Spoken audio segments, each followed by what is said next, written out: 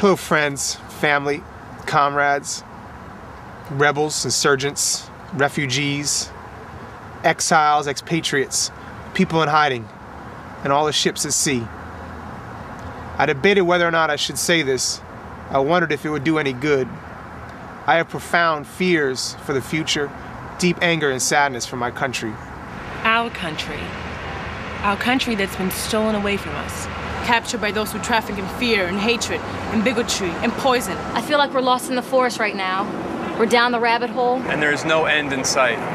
I know you all feel the same sentiments. The rage against the unanswerable abyss. The terror of what lies ahead. The confusion of what this nation has become. I will not attempt to glide over the monumental disaster that was this election. There's no silver lining. There's no redemption. The illusion of hope in this last year has been mercilessly stripped away. The monster we face is now unleashed. And free to wreak havoc and spill the blood of innocence. We are in a dark place. Perhaps the darkest place. Unable to even conceive of the idea of light. But we have been in such midnight moments before. We have been in the pits of Vietnam. And the hanging trees of Jim Crow. We have despaired on the cotton fields of Mississippi. And the breadlines of the Depression. We've been beaten down by crooked cops. Pushed around by factory bosses. Terrorized by the Klan. And the fascists. And the Nazis. And know-nothing. And the fat cats. And robber barons. And the corrupt politicians. And wicked masters. But we are never surrendered. We have never weakened or wavered.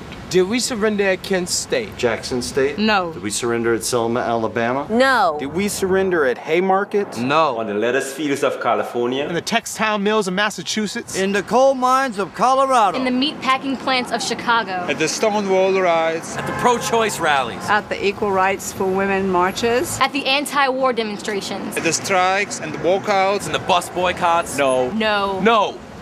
Remember, we have history on our side. We have the march of progress. The struggle for what is right and good and pure and free and equal and just and beautiful. We have the raised fist of every fighter.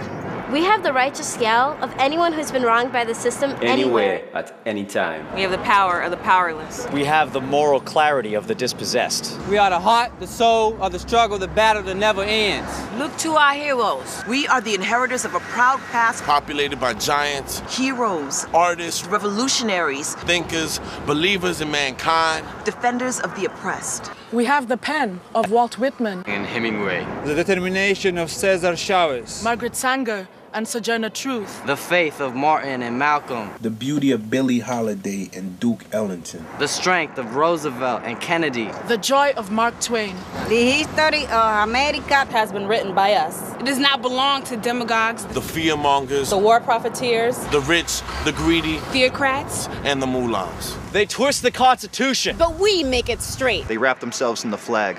But we fight for the freedoms. Not the fabric. They shout out their pledges of allegiance. But we do the dirty work of democracy. They claim to represent the real America. But we are the keepers of the tree of liberty. It ain't over yet, folks. Not by a long shot. So cry a few tears. Bang against the walls. Scream into the wind. Then collect yourself. And get back to work. It's time to punch the clock. The battle for America has begun.